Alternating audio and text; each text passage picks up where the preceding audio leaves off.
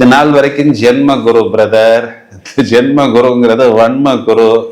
அவர் போயிட்டாரு, good bye நண்பா, tata, இனி 12 வருஷத்துக்கு அப்புறம் உங்களை பார்த்துக்கலாம் அப்படிங்கிற மாதிரி பாதகாதிபதி குரு தலைமேல் உட்கார்ந்து மிதுன ராசியை அப்படியே பிடிச்சு இட்லிக்கு மாவாட்டுற மாதிரி மாவாட்டி அப்படி கொத்தா தூக்கினாரு, இல்லைன்னா துண்டா தூக்கினாரு அப்படின்னு சொல்லலாம்.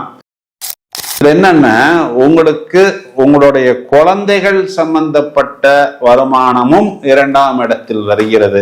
அப்படின்னா என்ன பிரதர் அப்படின்னா, அதெல்லாம் உங்களுக்கே நல்லா தெரியும். இப்போ ஒருவேளை உங்களுடைய குழந்தைகள் வெளிநாட்டுல இருக்கிறாங்க, வருமானம் இல்லாம இருந்தாங்க, அந்த கடனையும் நீங்கள் அடைத்து கொண்டிருந்தீர்கள் அப்படின்னா, அந்த கடனை இப்பொழுது அவர்களே அடைக்கக்கூடிய அளவுக்கு அவர்களுக்கு வேலை வாய்ப்பு. 4ஆம் அதிபதி 4க்கு 11. அப்ப இடம் வாங்குவது, வீடு வாங்குவது, அதுக்கு குழந்தைகளுக்கு தனியா ஒரு வீட்டுக்கு அட்வான்ஸ் கொடுப்பது, இந்த மாதிரி மளமளமளவென்ற நிறைய விஷயங்கள் மிதுன ராசிக்குத்தான் கண்டிப்பாக இந்த ஜூன் மாதத்தில் நடக்கும்.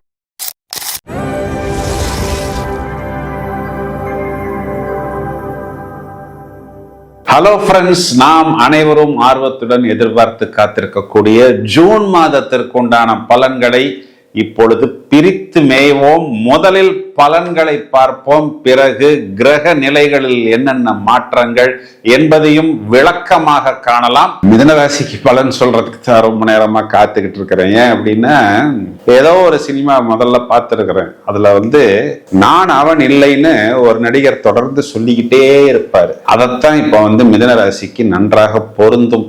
ஏன் அப்படின்னு பார்த்தோம்னா, இது நாள் வரைக்கும் ஜென்ம குரு பிரதர், ஜென்ம குருங்கிறது வன்ம குரு. அவர் போயிட்டாரு, குட் பை நண்பா, டாட்டா, இனி 12 வருஷத்துக்கு அப்புறம் உங்களை பார்த்துக்கலாம் அப்படிங்கிற மாதிரி பாதகாதிபதி குரு தலைமேல் உட்கார்ந்து மிதுன ராசியை அப்படியே பிடிச்சு இட்லிக்கு மாவாட்டுற மாதிரி மாவாட்டி அப்படி கொத்தா தூக்கினாரு, இல்லைன்னா துண்டா தூக்கினாரு அப்படின்னு சொல்லலாம். அதெல்லாம் முடிஞ்சிருச்சு பிரதர். அப்போ அந்த பழைய மிதுன ராசிக்காரன் நான் இல்லை, நான் அவன் இல்லை, இப்போ புதுசா உங்களுக்கு ஆரம்பிக்குது. என்ன குட் நியூஸ் அப்படின்னு பார்த்தோம்னா, ராசியில புதன் சுக்கிரன் கூட்டணி. ஒரே வார்த்தையில சொல்லணும்னா, ஒரு ஆலஜன் பல்பு, ஒரு மெர்க்குரி பல்பு, இந்த ஒன்னு அடிச்சாலே பல பல பலன் இருக்கும் முகம், ரெண்டுத்தையும் அடிச்சா எப்படி இருக்கும், அப்படியே தக தக தகன்னு இருக்கும். அப்போ இதனால் வரை மிதுன ராசிக்காரர் எவ்வளவு கஷ்டத்துல, எவ்வளவு தோல்வியில, எவ்வளவு அவமானத்துல இருந்தாரோ, புதிய ஆப்போசிட். ஏன்னா ஆனி மாதத்தில் சூரியன் இங்க புதனுக்கு நட்பு கிரகம், அவரும் ராசியில உட்கார்ந்து விடுவாரு. ஒரே ஸ்பீடு, சுறுசுறுப்பு, இங்க போறதா அங்க போறதா, இதை பாக்குறதா அதை பாக்குறதா, இந்த வருமானம் அந்த வருமானம், இந்த கடனை இந்த கடனை அடி அப்படிங்கிற மாதிரி ரொம்பவும் சுறுசுறுப்பா, ஸ்பீடா, அட்ராக்டிவா, அதே நேரத்துல புத்திசாலித்தனமா, பலருடைய பார்வை நம் மேல் படக்கூடிய அளவுக்கு, மேலும் நவீன தொழில்நுட்பம், இது புது டெக்னாலஜி, இதுல அப்டேட் அப்படிங்கிற மாதிரி எல்லாம் போட்டு அப்படியே லிப்டில் மேலே ஏறுவது போல் தக தக தக வென்ற ஹை ஸ்பீடு லிப்டில் மேலே ஏறி போய் விடுவார். இதுல என்ன ஒரு குட் நியூஸ் அப்படின்னா, இவர்களுக்கு 7ஆம் அதிபதி புதன் 2ஆம் வீட்டில், அதுவும் என்ன பலம், அப்படிங்கிற மாதிரிலாம் இல்ல பிரதர், அதுக்கு பேரு உச்ச பலம். உங்க லைஃப் பார்ட்னருக்கு உச்ச வருமானம். சார் கரெக்டு தானா சார், நான் என்ன கிள்ளி பார்த்துக்கிட்டோமா அப்படின்னு கிள்ளி பார்த்துக்கோங்க, கண்டிப்பாக அது உச்ச வருமானம். இதுல என்னன்னா, உங்களுக்கு உங்களுடைய குழந்தைகள் சம்பந்தப்பட்ட வருமானமும் 2ஆம் இடத்தில் வருகிறது. அப்படின்னா என்ன பிரதர் அப்படின்னா, அதெல்லாம் உங்களுக்கே நல்லா தெரியும். இப்போ ஒருவேளை உங்களுடைய குழந்தைகள் வெளிநாட்டுல இருக்கிறாங்க, வருமானம் இல்லாம இருந்தாங்க, அந்த கடனையும் நீங்கள் அடைத்து கொண்டிருந்தீர்கள் அப்படின்னா, அந்த கடனை இப்பொழுது அவர்களே அடைக்கக்கூடிய அளவுக்கு அவர்களுக்கு வேலை வாய்ப்பு. இப்போ நீங்களுமே 2ஆம் இடம், 2ஆம் இடம்ங்கிறது தனம், குடும்பம், வாக்கு, இதுல 3 சுப கிரகம். அதுல ஒண்ணு நீங்க, இன்னொன்னு உங்களுடைய குழந்தைங்க, இன்னொன்னு உங்க லைஃப் பார்ட்னரு. 3 வருமானமும் சேர்ந்து உங்களுடைய தனஸ்தானத்தை எலிவேட் செய்ய போகிறது. அப்படின்னா உயர்த்த போகிறது. புதுசா இடம் வாங்குவது, ஏன்னா 4ஆம் அதிபதி 4க்கு11. அப்ப இடம் வாங்குவது, வீடு வாங்குவது, அதுக்கு குழந்தைகளுக்கு தனியா ஒரு வீட்டுக்கு அட்வான்ஸ் கொடுப்பது, இந்த மாதிரி மளமளவென்ற நிறைய விஷயங்கள் மிதுன ராசிக்குத்தான் கண்டிப்பாக இந்த ஜூன் மாதத்தில் நடக்கும். 3ஆம் வீட்டில் கேது, பயணங்கள்ல தெளிவு, கிளாரிட்டி, பக்காவா பயணத்துக்கு போவது, அங்க போய் யோசிக்கிறது, சலசலப்பு அதெல்லாம் கிடையாது. அரசாங்கம் சம்பந்தப்பட்ட ஆதாயம். 6ஆம் அதிபதி 6ஆம் வீட்டை பார்க்கிறார். அப்போ தேவையான லோன் கிடைக்கும், கடன் கிடைக்கும், நல்ல கடன் கிடைக்கும். இந்த ஸ்பீடு வட்டி, மீட்டர் வட்டி எல்லாம் தேவையில்லை. ஏன் அப்படின்னா அதே 6ஆம் வீட்டுக்கு குரு பார்வை. அப்போ ஒரு இன்வெஸ்ட்மெண்ட் பண்ணுவதற்கு உங்களுக்கு கடன் கிடைக்கும். எங்க கவனமா இருக்கணும்? 9ஆம் வீட்டில் ராகு. அந்த ராகுவிற்கு குருவின் பார்வை மறுக்கப்படுகிறது. இப்ப நீங்க மிதுன ராசியாக இருந்தால் உங்களுடைய அப்பாவை கவனமாக பார்த்துக்கணும். ஏன்னா இங்க ராகுவுக்கு திரிகோணத்தில் சூரியன் இருக்கிறார். இப்போ சூரியனும் அதே ராகுவோடைய நட்சத்திரத்தில் சஞ்சாரம் செய்யக்கூடிய காலகட்டங்களில் ஒருவேளை 9ஆம் இடம்ங்கிறது பாக்கியஸ்தானம். அதாவது இப்ப நீங்க பண்ணக்கூடிய பிரேயர்ஸ், ஆன்மீகம், பூஜைகள், புனஸ்காரங்கள்லாம் அவுட் ஆஃப் ஃபார்முலாக்குள்ள போகக்கூடாது. சில பேர் ஷார்ட்கட்ல போறேன்னு சில அங்கீகரிக்கப்படாத ஜபங்கள், கிரியா சக்திகள் எல்லாம் உள்ள போறாங்க. அதெல்லாம் ஷாக் அடிக்கக்கூடிய ஐட்டம். குரு இல்லாத வித்தை சொத்தையாகிவிடும். குருமுகமா அங்கீகரிக்கப்பட்ட விஷயங்களை மட்டும் ஆன்மீகத்தில் செய்யணும். அப்பாவை கவனமாக பார்த்து கொள்ளணும். ஷார்ட்கட்டு எந்த இடத்துலையுமே போகக்கூடாது. இந்த 9ஆம் இடம் ராகு என்ன பண்ணும்? நாம் ஒரு பாக்கியத்தை அடைவதற்கு நம்மை ஒரு ஷார்ட்கட்டில் பயணிக்க வைக்கும். அதனை மட்டும் பத்திரமாக பார்த்து கொள்ளணும்.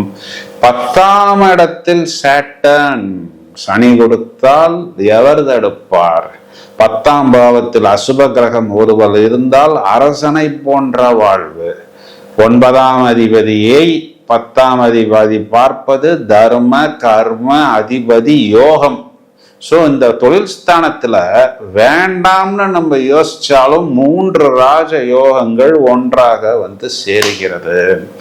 லாபாதிபதி விரயம், செவ்வாய் 12ஆம் இடம், அது ஒரே ஒரு மைனஸ் பாயிண்ட் தான். அந்த விரயம்ங்கிறது கூட பார்த்தோம்னா உங்களுக்கு தேவையான விரயத்தை தான் நீங்க செய்ய போறீங்க. ஏன்னா முதல்ல சூரியனுடைய நட்சத்திரம். அப்போ உங்க வெற்றிக்காக, உங்க பயணத்துக்காக விரயம் பண்ண போறீங்க. அப்புறம் சந்திரனுடைய நட்சத்திரம், உங்களுடைய தனம், குடும்பம், வாக்குக்காக விரயம் பண்ண போறீங்க. அதுக்கப்புறம் செவ்வாயுடைய நட்சத்திரம், உங்களுடைய லாபத்துக்கும் உங்களுடைய கடனை அடைப்பதற்கும் விரயம் செய்ய போகிறீர்கள்.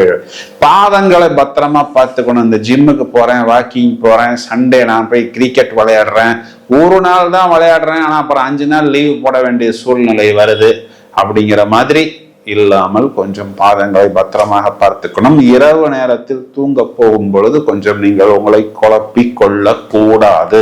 மிதுனராசி சகோதரிகள் எடுத்துக்கிட்டோம்னா கணவனை குறிகாட்டக்கூடிய குரு உங்களுக்கு அனுகூலமா இருக்கிறார். செவ்வாய் விரயத்தில் இருக்கிறார். அப்படின்னா என்ன அர்த்தம்னா ஏதோ ஒரு விஷயத்துக்கு உங்களுடைய கணவன் செலவு செய்ய போகிறார். அது ஒரு சுப செலவு அப்படிங்கிற அமைப்பில் தான் வருகிறது. மேலும் வயதில் மூத்த நபர்கள் பாதங்களை பத்திரமாக பார்த்து கொள்ள வேண்டும். காரமான உணவுகள் எடுக்கும் பொழுது கொஞ்சம் ஓரளவுக்கு கட்டுப்பாடு முக்கியம். மாணவர்கள் பிரமாதமாக தங்களது புத்திசாலித்தனத்தை கண்டிப்பாக வெளிப்படுத்துவார்கள் அப்படின்னு சொல்வதுதான் நிதர்சனமான உண்மை. இப்போ இதுக்கு பரிகாரம் அப்படின்னு நம்ம பார்த்துக்கிட்டோம்னா செவ்வாய்க்கிழமைகளில் தொடர்ச்சியாக முருகன் வழிபாடு, சனிக்கிழமைகளில் உங்க வீட்டுக்கு பக்கத்துல இருக்கக்கூடிய ஆஞ்சநேயர், நரசிம்மர், பெருமாள் வழிபாடு உங்களுக்கு ஒரு கவச்சம் போல் பாதுகாப்பு ஏற்படுத்தி கொடுக்கும். இப்ப நாம் இவ்வளவு நேரம் பார்த்த இந்த பலன்களுக்குண்டான கிரக நிலைகளை நாம் எடுத்துக்கொண்டால் ஜூன் மாதம் 9ஆம் தேதி சுக்கிரன் என்ற கிரகம் மிதுனராசி மண்டலத்திலிருந்து கடகராசி மண்டலத்துக்குள் அமர்ந்து குரு சுக்கிரன் கூட்டணியாக மாற இருக்கிறார். மேலும் ஜூன் மாதம் 16ஆம் தேதி சூரியன் என்ற கிரகம் ரிஷபராசி மண்டலத்திலிருந்து மிதுனராசி மண்டலத்துக்குள், அதாவது ஆனி மாதத்தின் தொடக்கத்தில் மிதுனராசி மண்டலத்தில் சஞ்சாரம் செய்ய இருக்கிறார். ஜூன் 20 இது நாள் வரை சொந்த வீட்டில் இருந்த செவ்வாய் என்ற கிரகம் மேஷத்திலிருந்து ரிஷபராசிக்கு சஞ்சாரம் செய்ய இருக்கிறார். ஜூன் 23ஆம் தேதி புதன் என்ற கிரகம் தனது சொந்த வீடான மிதுனராசி மண்டலத்திலிருந்து கடகராசிக்குள் அமர்ந்து புதன் சுக்கிரன் சுக்கிரன் குரு கூட்டணியாக, இந்த கூட்டணியானது எந்தெந்த ராசிக்கு 6, 7, 8 வருகிறதோ அந்தந்த வீடுகளுக்கு சந்திர அதியோகமாக வந்து சுபயோகங்களை வாரி வழங்குவதற்கு தயாராக இருக்கிறது. இப்போ இந்த கூட்டணி பார்வைகள்ல மைனஸ் பாயிண்ட்னு எடுத்துக்கிட்டோம்னா, சனி பகவான் தனது 3வது பார்வையாக செவ்வாய் என்ற கிரகத்தை பார்க்க இருக்கிறார். இது சனி செவ்வாய் பார்வை அப்படிங்கிறது ஜோதிடத்தில் விபத்து என்றுதான் சொல்லப்படுகிறது. இதில் கொஞ்சம் கவனமாக அந்தந்த ராசிக்காரர்கள் இருந்து கொள்ள வேண்டும். மேலும் செவ்வாய் என்ற கிரகம் 8வது பார்வையாக தனுராசி மண்டலத்தை பார்க்க போகிறார். மேலும் சனி என்ற கிரகம் 10வது பார்வையாக தனுராசி மண்டலத்தை பார்க்க போகிறார். இந்த வீட்டுக்கும் குருவின் பார்வை மறுக்கப்படுகிறது. எனவே காரகத்துவ பாவகத்துவ அடிப்படையில் இதற்கு தேவையான பரிகாரங்களை செய்து கொள்ள வேண்டும். தொடர்ந்து இணைப்பில் இருங்கள். வாழ்த்துக்கள். Thank you friends.